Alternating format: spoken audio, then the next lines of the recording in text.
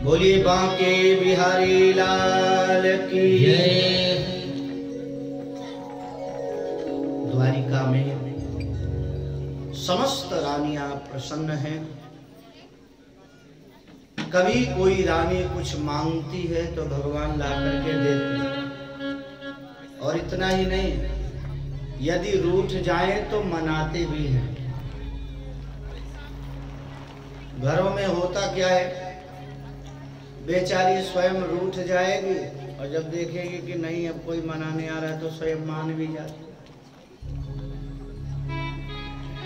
पर भगवान कोई राजकुमारी कुछ मांगे तो देते थे, अब कोई रानी कभी रूठ जाए तो मनाते भी थे। अब ये जो प्रसंग प्रारंभ होने वाला है, जो गृहस्थ लोग बैठे हैं ध्यान से सुने। यह प्रसंग गृहस्थों के काम का। सारी रानियां आवश्यकता होती तो मांगती, कभी नाराज भी होती, लेकिन रुक्मिणी जी न कभी कुछ मांगती थी न कभी कुछ कहती थी। रुक्मिणी जी बड़े प्रेम से साधना में लगी रहती, भगवान की सेवा करती रहती। रुक्मिणी जी सदा भगवान के पंखा झलने में लगी रहती। जब भी ठाकुर जी शयन करते बड़े भाव से पंखा झलते। एक दिन भगवान को मजाक सूझा। भगवान ने रुक्मिणी जी से पूछा, रुक्मिणी जी आपने हमारे साथ में विवाह क्यों किया?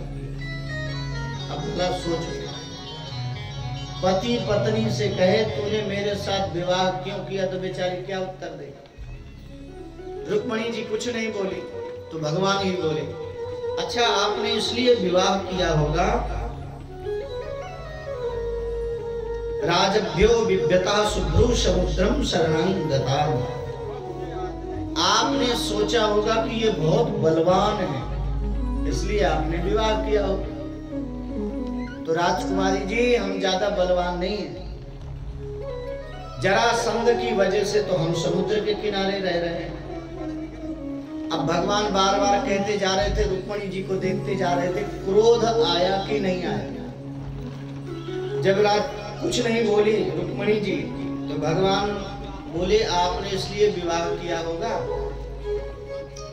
कि दुनिया वाले हमारी स्तुति बहुत करते। तो हमारी स्तुति कौन करते? या तो हमारे भक्त, या तो बेचारे अकिंचन, या तो संत। आपने सोचा होगा इनके गुण बहुत अच्छे हैं, व्रता वयम गुणैर्हीना भिक्षुकी श्लाघिता मुधा। तो हमारे अंदर ये भी विशेषता नहीं है। जब हम देखने में अच्छे नहीं हैं तो गुण के कैसे अच्छे होंगे? रुक्मिणी जी से भगवान ने कहा हमें ध्यान से देखो, हरिकारो दो दो बापनवारो। कोई कहता है वसुदेव का लाला है, कोई कहता है नंद का लाला। और अंत में मालूम है भगवान ने क्या कहा? रुक्मिणी जी अभी भी कुछ नहीं बिगड़ा। आपके भैया आपका विवाह शिशुपाल के साथ कराना चाहते थे, आप कहो तो आपका विवाह शिशुपाल के साथ में करा दे। बोलो जय श्री कृष्ण। और जैसे ही रुक्मिणी जी ने सुना, हाथ से पंखा छूट गया, मूर्छित होकर के गिरने लगी। भगवान चतुर्भुज स्वरूप होकर के रुक्मिणी जी को अंक में ले लेते हैं, अंक में लेकर पर्यंक में लेटाते हैं। भगवान जल का सिंचन करते हैं। जैसे ही तंद्रा टूटी, रुक्मिणी जी को क्रोध, रुक्मिणी जी को जैसे ही होश आया, भगवान ने कहा देवी आप तो सही मान रहे, हम वस्तुतः सही नहीं कह रहे थे, हम तो आपसे मजाक कर रहे थे। भगवान कहते हैं देवी गृहस्थ में कभी कभी पति पत्नी के बीच में रूठना मनाना चलते रहना चाहिए। हंसी मजाक भी पति पत्नी के बीच में चलते रहना चाहिए। ये मैं नहीं कह रहा हूं, देखो भगवान कह रहे हैं, अयम ही परमो लाभो गृहे सुगृह में धिना यन्नरमयी मीयते यामा प्रियया भीरुभामिनी। भगवान कहते हैं देवी, पति पत्नी के बीच में रूठना मनाना चलते रहना चाहिए, क्योंकि जब हम एक ही प्रकार से जीवन जीते हैं तो कभी कभी जीवन में उदासी आने लगती है, जीवन भी हमें भार सा लगने लगता है। पर यदि पति पत्नी दोनों एक दूसरे में हंसी मजाक करते हुए जीवन व्यतीत करते हैं तो कब जीवन निकल जाता है पता ही नहीं चलता। बाद में जब दोनों एकांत में बैठते हैं तो कहते हैं देखो तो सही, विवाह के 50 वर्ष कब निकल गए पता ही नहीं चला।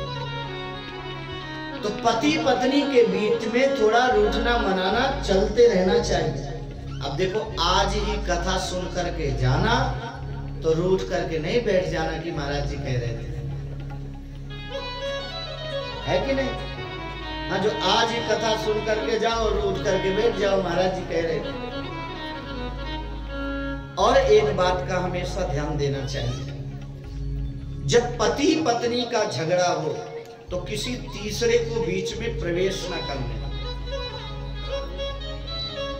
अच्छा भाई,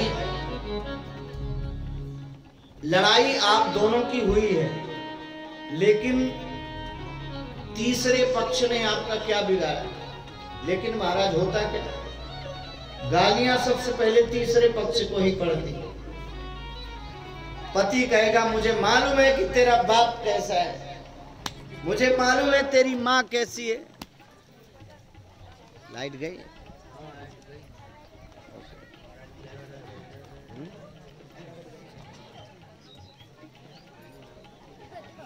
बंद होने से पहले